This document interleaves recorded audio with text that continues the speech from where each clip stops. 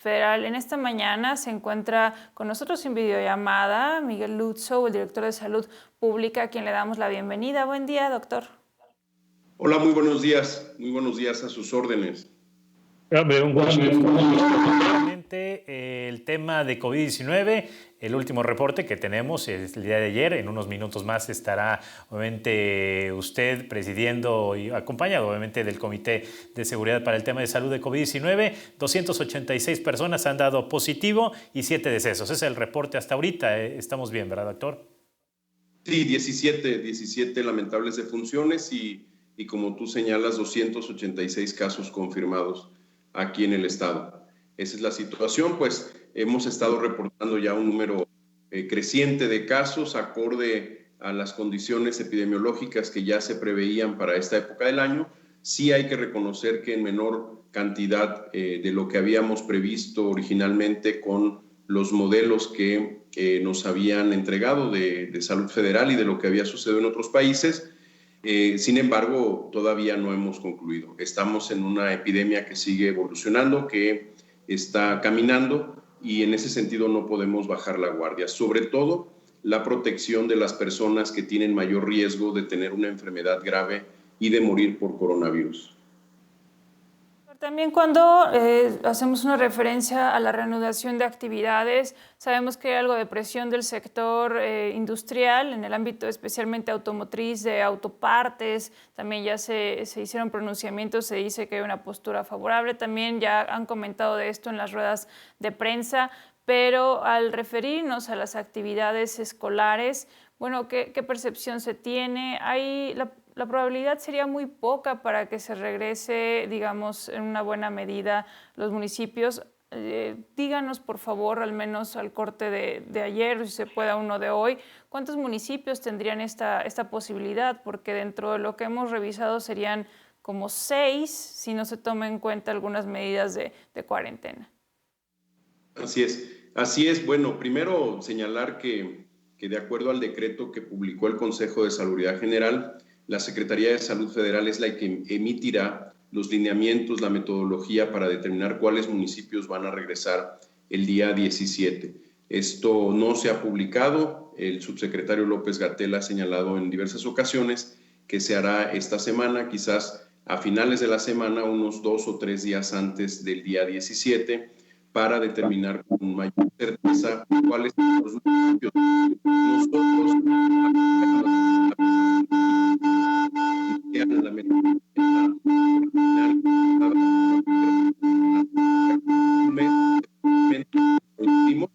ya han 5 o 6 municipios que están en esta situación.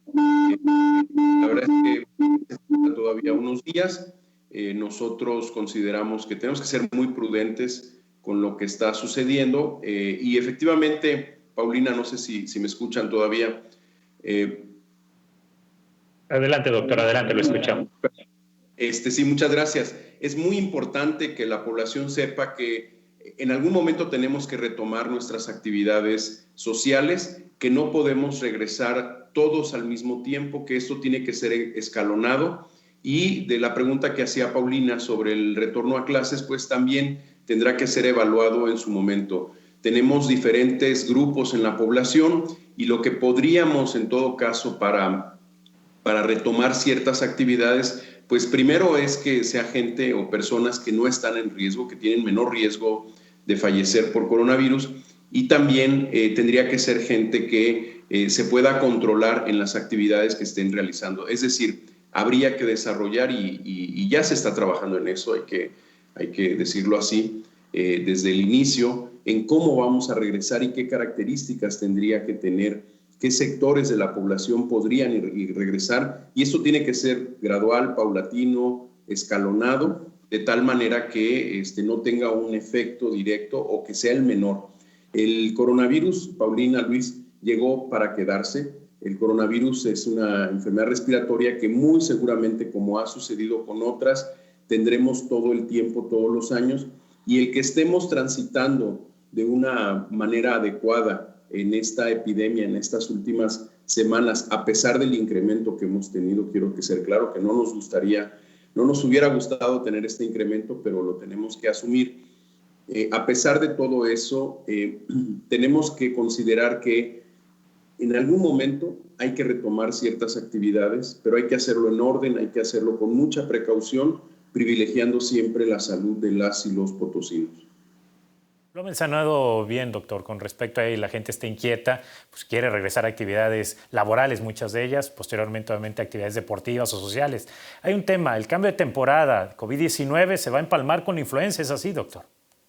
Sí, es muy probable, perdón, es muy probable que así suceda.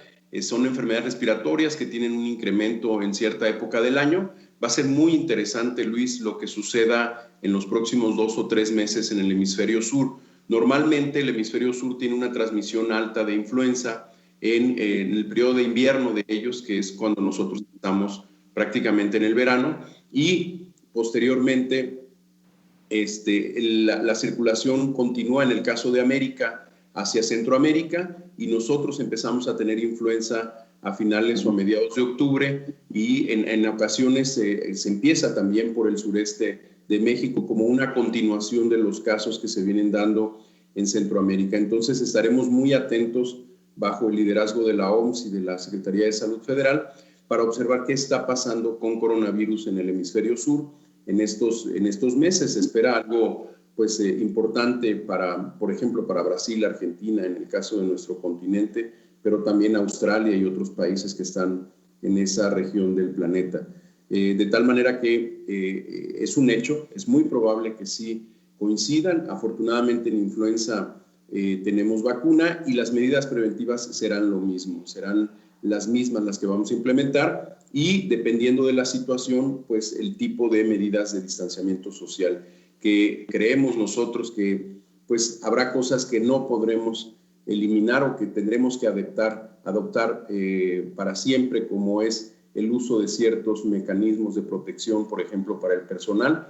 Mientras exista la posibilidad de coronavirus, pues tendremos que usar ese tipo de equipo, de tal manera que pues estaremos dando las acciones y las medidas conforme se vayan requiriendo y también el conocimiento científico lo vaya señalando. Pero sí, es un hecho, es previsible, y en su momento estaremos determinando las acciones que se tendrían que seguir. Doctor, ¿qué hay de los pacientes en recuperación? Nos han reportado, bueno, ya que son decenas los cuales han estado superándolo en San Luis Potosí, pero la duda que tenemos es sobre las secuelas. Alguna vez ya hemos comentado un poco de esto, sabemos que es difícil llevar investigación en el momento, sino tratar ahorita de combatir este padecimiento, pero por los casos que han sonado en Nueva York, ¿no? De los infantes, de más de 70 que tienen algo parecido al mal del Kawasaki, que también tienen otro tipo de problemas. También reportes que se dan desde China donde dicen que sí, no lo han corroborado de manera oficial, pero que dicen que el SARS-CoV-2 prevalece o se mantiene, por ejemplo, en el semen, incluso en pacientes de recuperación, y que teme la gente que esto también pueda ampliar la gama de posibilidades de, digamos, de contagio, ¿no? Que pueda ser vía transmisión sexual.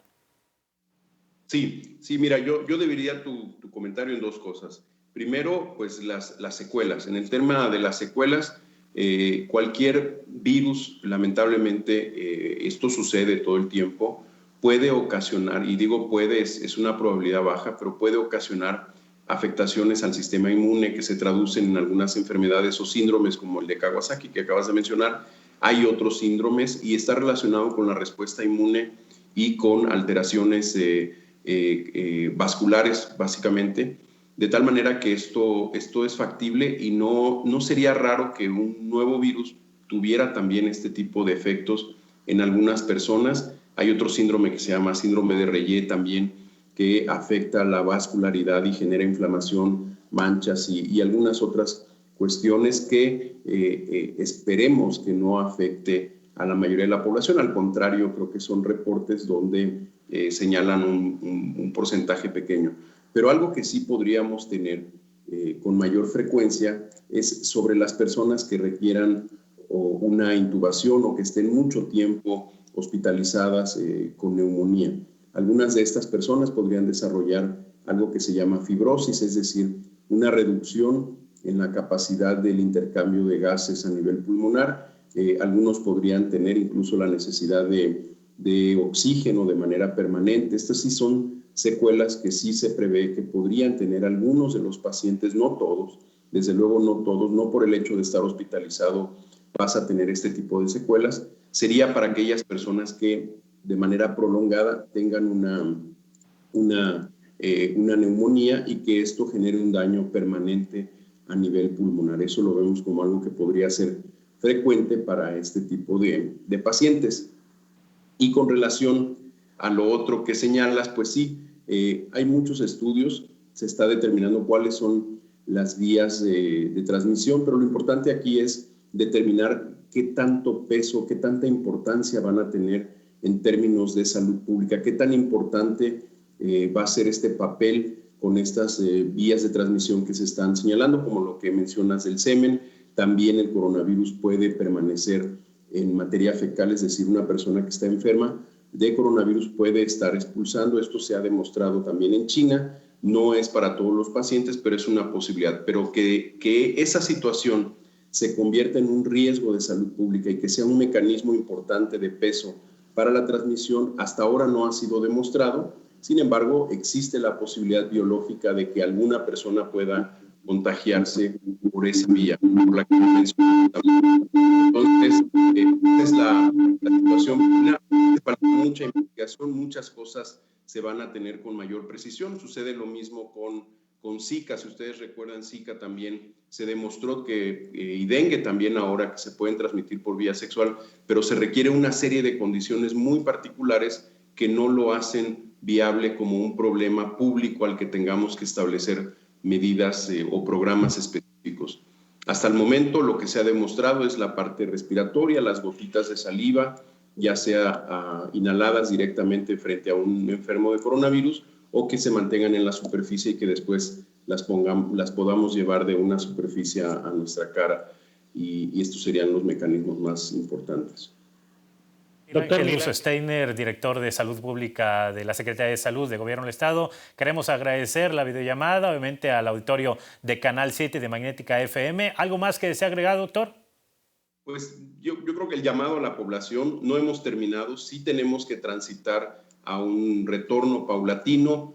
Tenemos que proteger a la población que tiene factores de riesgo. Es decir, si mientras existan las condiciones de tener un colapso o un incremento acelerado, esta curva que siempre hemos dicho hacia arriba, como si fuera una montaña, mientras ese riesgo exista, que hoy existe en el país y hoy existe ese riesgo en San Luis Potosí, tenemos que proteger sobre todo a los adultos mayores y a las personas que tienen enfermedades crónicas, que son los que tienen mayor riesgo de tener una enfermedad grave y de fallecer.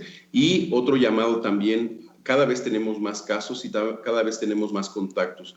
A todas las personas que han sido confirmadas que se mantengan en su domicilio, que hagan las acciones de aislamiento domiciliario en una habitación de ser posible. De no ser posible, por lo menos mantener distancia de 2 metros con el resto de la familia. Es sumamente importante si queremos proteger a la población, a nuestros propios familiares, que tanto los confirmados como los contactos mantengan estas indicaciones médicas para reducir la cantidad de nuevos casos que vamos a tener en los siguientes días. Gracias, doctor Miguel Ángel Lutzow, director de Salud Pública. Y bueno, vamos a estar atentos al reporte que esté rindiendo durante esta mañana para seguir con la actualización y tomen en cuenta el mensaje que nos está dando. De verdad, acaten las medidas, esto es algo relevante. Doctor, que tenga un excelente día y les esperamos a ustedes después de la pausa.